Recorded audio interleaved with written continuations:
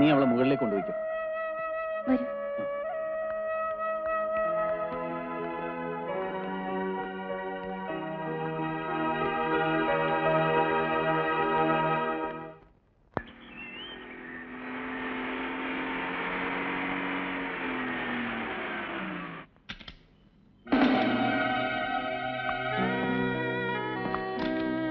വന്നോളൂ.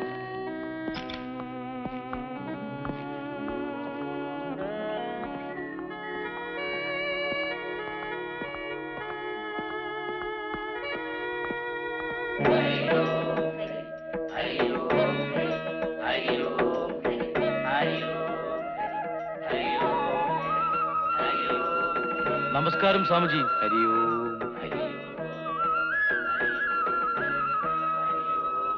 അനുഗ്രഹിച്ചാണ്. പ്രൊഡ്യൂസർ അദ്ദേഹത്തെ ഒന്ന് കാണാൻ പോലും കിട്ടുന്നില്ലല്ലോ. ക്ഷമിക്കണം സ്വാമിജി, പുതിയ പടത്തിന്റെ റിലീസാ, നെട്ടോട്ടമായിരുന്നു. കോടികൾ കൊണ്ടുള്ള കളിയല്ലേ? അതെ സ്വാമിജി, പടം സൂപ്പർ ഹിറ്റാ. ഞാൻ അറിഞ്ഞു. ഇത് 5 ലക്ഷം രൂപയുടെ ചെക്കാ. സ്വാമിജിയുടെ ധർമാശുപത്രിക്ക് വേണ്ടി എന്റെ ഒരു എളിയ സംഭാവന. വളരെ സന്തോഷം. ഉടനെ ധൃതിയില്ല പിന്നെ മതി.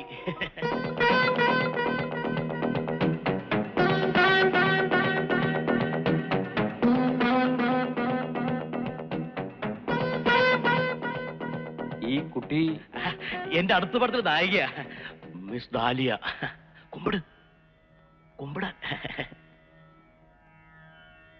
ഹരിയോം ഹരി. കേട്ടിട്ടേ ഉള്ളൂ, നാം ഈ സിനിമയൊന്നും കാണാറില്ല. സ്വാമിജിക്ക് വേണ്ടി ഞാനൊരു പ്രത്യേക പ്രൊജക്ഷൻ അറേഞ്ച് ചെയ്യാം. എന്താ പാർത്ഥ, സിനിമ കാണാൻ കമ്പമുണ്ടോ? ഇപ്പോഴത്തെ സിനിമ കണ്ടാ പലതും പഠിക്കാമെന്നാ പറയുന്നേ. അവിടെ വെച്ച് തന്നെ സ്വാമിജിയുടെ കൈകൊണ്ട് അടുത്ത പടത്തിന്റെ വിളക്കം കത്തിക്കണം. നേരിട്ട് ക്ഷണിക്കാനാണ് ഞാൻ കൂടി വന്നത്. ക്ഷണം നിരസിക്കുകയാണെന്ന് വിചാരിക്കരുത്. ഏതെങ്കിലും ആത്മീയ കാര്യങ്ങൾക്കല്ലേ എന്നെ പോലുള്ളവരെ ക്ഷണിക്കേണ്ടത്? സ്വാമിജി, സിനിമ എന്ന് പറഞ്ഞാൽ അതൊരു കലയല്ലേ? കലകളെല്ലാം ആത്മീയമാണെന്നല്ലേ നമ്മൾ വിശ്വസിക്കുന്നത്. അങ്ങനെയും വ്യാഖ്യാനിക്കാം. അയ്യോ, അതൊക്കെ പണ്ട്. ഇപ്പൊ കലയെന്ന് പറഞ്ഞാൽ കാശാണെന്ന അർത്ഥം. എന്തായാലും സ്വാമിജി വന്നേ പറ്റൂ. അതെ. ശരി, നിങ്ങളുടെ ആഗ്രഹം പോലെ തന്നെ നടക്കട്ടെ. എല്ലാം സ്വാമിയുടെ അനുഗ്രഹം.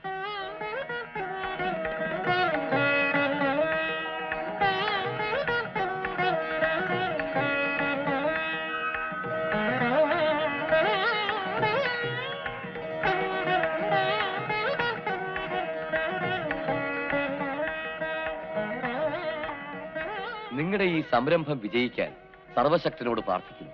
സർവശക്തനും സ്വാമിജിയും എനിക്ക് ഒരുപോലെയാണ് സ്വാമിജി. വിഡ്ഢിത്തം പറയാതിരിക്കും. അവിടുന്ന് ആര്, ഞാനാര്? 1000 പരിപാടികൾക്കിടയിൽ നിന്നാ സ്വാമി ഇവിടം വരെ ഒന്ന് വന്നത്. അതെ. എനിക്കല്പം തിടുക്കമുണ്ട്. ശരി സ്വാമിജി.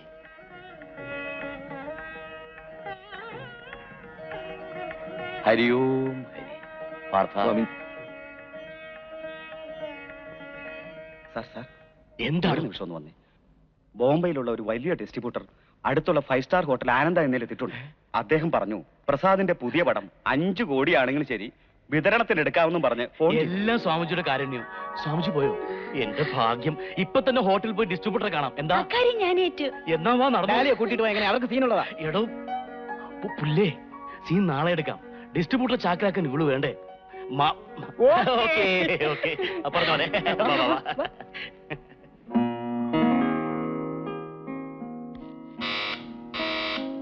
Yes, come in.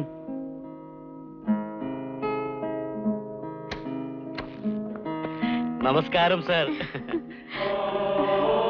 നീയോ? അതെ, പ്രതീക്ഷിച്ചില്ല അല്ലേ? എന്തിനാ വീണ്ടും വന്നിരിക്കുന്നത്? നിന്നെ ഒന്ന് കാണാൻ. ഇനി എന്തിനാ കാണുന്നത്? കണക്ക് മുഴുവൻ തീർത്തതല്ലേ? നിന്റെ കഴുത്തിൽ തൂക്കുകയറി വീഴാത്തിടത്തോളം കാലം കണക്ക് തീരില്ല. ഒച്ച വെക്കണ്ട. നിന്റെ രഹസ്യങ്ങൾ ഇവൾ കൂടി അറിയുന്നതിൽ തെറ്റില്ല. ദേവേന്ദ്രന് മേനകയെ പോലെയല്ലേ നിനക്കിവൾ? ഏത് വിശ്വാമിത്രനെയും മയക്കുന്ന പുഷ്പശം. ഇയാൾ ഡിസ്ട്രിബ്യൂട്ടർ അല്ലേ? ഞാൻ നമ്പർ 1 ഡിസ്ട്രിബ്യൂട്ടർ. പക്ഷെ ഞാൻ ഏറ്റെടുത്തിരിക്കുന്നത് ഇവ നിർമ്മിച്ച സിനിമകളല്ല, ചെയ്തു കൂട്ടിയ കൊലപാതകങ്ങൾ. നീ ഇവിടുന്ന് പോകുന്നതിന് നിനക്ക് എന്ത് വേണം? എനിക്ക് 10 ലക്ഷം രൂപ തരണം. 10 ലക്ഷം കിട്ടുന്നതൊക്കെ ചൂന തെരുവിലും ചൂതാട്ടക്കളിയിലും വാരി വീശും. നിനക്ക് പണത്തിന്റെ വില അറിയില്ല. നിനക്ക് ഞാൻ ഉണ്ടാക്കി തന്ന മാന്യതയേക്കാൾ വിലയാണോ പണത്തിന്? കൊലയാളിയായ നീ പുറത്ത് കോടീശ്വരനായി കഴിഞ്ഞു. ഞാൻ ജയിലുകൾ കയറിയിറങ്ങുന്നു. അതിനുള്ള പ്രതിഫലം നീ ഇരട്ടിക്കിരട്ടിയായി വാങ്ങിയിട്ടുമുണ്ട്. ഇനി ഒരു പൈസ പോലും ഞാൻ തരില്ല. വേണ്ട, ആ ഇരുമ്പഴിക്കുള്ളിലെ സ്വർഗം നീ ഒന്ന് കാണണമല്ലോ. Stop it! ഒന്ന് നിർത്തൂ. പണം ഞാൻ എങ്ങനെയും ഉണ്ടാക്കി തരാം. പക്ഷേ ഇന്ന് രാത്രി തന്നെ നീ ഇവിടെ സ്ഥലം പെടണം. പണം കിട്ടിയാൽ അടുത്ത ഫ്ലൈറ്റിൽ ഈ രംഗം പറഞ്ഞിരിക്കും. ഓക്കെ, ഞാൻ എത്തിച്ചേരാം. വരൂ ഡാലിയ. പ്ലീസ് വേണ്ട സർ. ഇങ്ങനെ കുപ്പിക്കണക്കിന് കുടിച്ചതുകൊണ്ട് രംഗന്റെ പ്രശ്നം തീരുമോ? തീരില്ല. പണം കൊടുത്താലും തീരില്ല. അവർ വീണ്ടും വരും. വരാതിരിക്കണമെങ്കിൽ ഒരു വഴിയേ ഉള്ളൂ. രംഗന് ഒളിവിൽ കഴിയുന്നവനാ. ഒരു ഫോൺ മതി, പോലീസ് പൊക്കിക്കൊള്ളും. പിന്നാലെ എന്നെയും പൊക്കിയാലോ? പൊക്കട്ടെ. ലോയർ വിശ്വനാഥ് കയ്യിലുള്ളപ്പോ സാരെന്തിനാ പേടിക്കുന്നത്? വിശ്വനാഥ് എന്നെ പുറത്ത് കൊണ്ടുവന്നേക്കും. പക്ഷേ ലോകം മുഴുവൻ അത് അറിയില്ലേ. ചേറിൽ ചാടിയിട്ട് കഴുകുന്നതിനേക്കാൾ ചാടാതിരിക്കുന്നതാണ് ബുദ്ധി. എന്നാൽ ആ ബുദ്ധി പ്രയോഗിക്കണം. That is right. പണം ഞാൻ നിന്നെ ഏൽപ്പിക്കാം. രംഗൻ ഇനി ഒരിക്കലും എന്നെ കാണാൻ വരില്ലെന്ന് നീ അവനെ കൊണ്ട് സമ്മതിപ്പിക്കണം. അത് ഞാൻ ഏറ്റു sir. Yes, come in. Hi.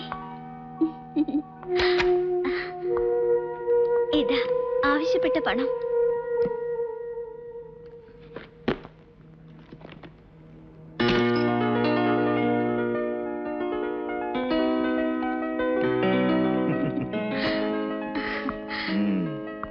വീണ്ടും വരില്ലെന്ന് വാക്ക് തന്നതുകൊണ്ടാ ഞാൻ ഈ പണം കൊണ്ടുവന്നത്. നീ പറഞ്ഞ ആരാ വാക്ക് തരാത്തത്? എന്നാൽ ഞാൻ പോട്ടെ.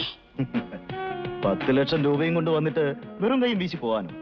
അയ്യോ, എനിക്കൊന്നും വേണ്ട. നിനക്കല്ല, നിന്റെ ശരീരത്തിന്.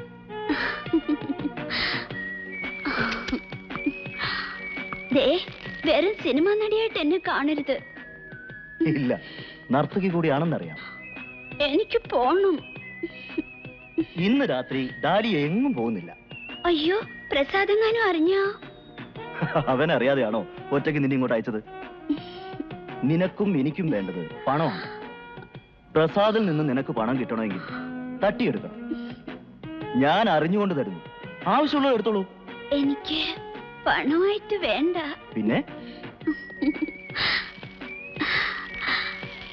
ഞാനൊരു ബംഗ്ലാവിന് അഡ്വാൻസ് കൊടുത്തിട്ടുണ്ട്. ഇത്രയേ ഉള്ളൂ. അതിന്റെ രജിസ്ട്രേഷൻ കഴിഞ്ഞ് ഈ രംഗൻ ഇവിടുന്ന് പോകുന്നുള്ളൂ.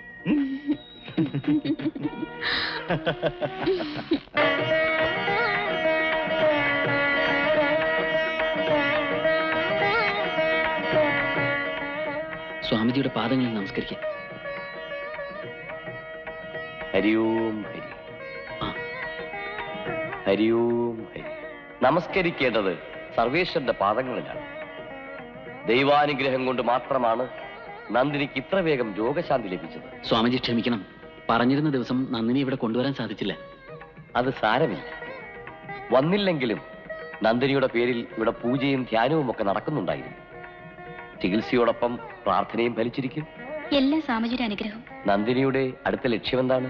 ഇനി ഇവളെ മത്സരത്തിനൊന്നും അയക്കുന്നില്ല സ്വാമിജി. ആ തീരുമാനം ഒരുതരം ബന്ധനമല്ലേ? നന്ദിനി എന്താ ഒന്നും പറയാത്തത്? ഒളിമ്പിക് മത്സരങ്ങൾ ഒരിക്കൽ എന്റെ സ്വപ്നമായിരുന്നു സ്വാമിജി. ഇപ്പോ മനസ്സിന്റെ ചിറകറ്റുപോയി. നോ, അങ്ങനെ ചിന്തിക്കരുത്. സ്പോർട്സ്മാൻ സ്പിരിറ്റിൽ പറഞ്ഞാൽ ഏത് പരാജയവും വിജയത്തിന്റെ മുന്നോടിയാണ്.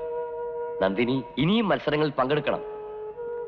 ഉഷയും വത്സമ്മയും ഒക്കെ നേടിയതിനപ്പുറം നന്ദിനി ജയിച്ചു വരണം. അത് ഈ നാടിന്റെ അഭിമാനമാണ്. ആ വഴിക്ക് ചിന്തിക്കൂ. ശരി സ്വാമിജി. ഹരിയോം ഹരി.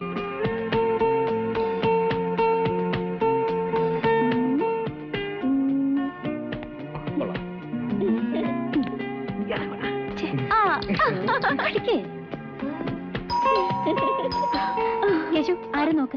ഇതാരാടാ ശിവപൂജക്കിടയിൽ കരടി വന്നു കയറിയ പോലെ? പോയി നോക്ക്. രണ്ടുപേരും ജയിക്കണം കേട്ടാ. ഞാനിപ്പോ താനാരാ? സുലോചനൻ. ഓ, പത്ര റിപ്പോർട്ടർ. താനെന്താ ഈ റീത്തുമായിട്ട് ഇവിടെ വന്നിരിക്കുന്നത്? ഇവിടെ ആരും ചത്തില്ലല്ലോ. അയ്യോ, ഇത് റീത്ത് അല്ല. റീത്തിന് പറഞ്ഞ ഇങ്ങനെ വട്ടത്തിലുള്ള സാധനം അല്ലേ? ആ, റീത്തൊക്കെ ഇപ്പൊ നീളത്തിൽ ഇറങ്ങുന്നുണ്ട്. ആദ്യം താൻ ഇറങ്ങി. ആ, അയ്യോ സുലു ആയിരുന്നോ? ഇങ്ങകത്തേക്ക് വരൂ. രക്ഷപ്പെട്ടു. ഇതാ നന്ദിനി. എന്താ ഇത്? ഇന്നെന്താ വിശേഷം? നന്ദിനിക്ക് ഓർമ്മയില്ലേ? ഇന്ന് അരവിന്ദന്റെ ബർത്ത്ഡേ ആണ്.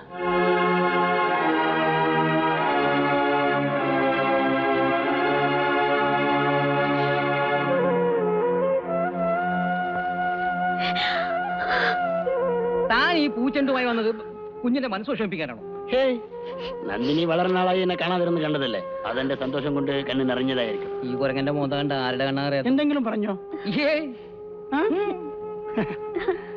കോഫി. Thank you.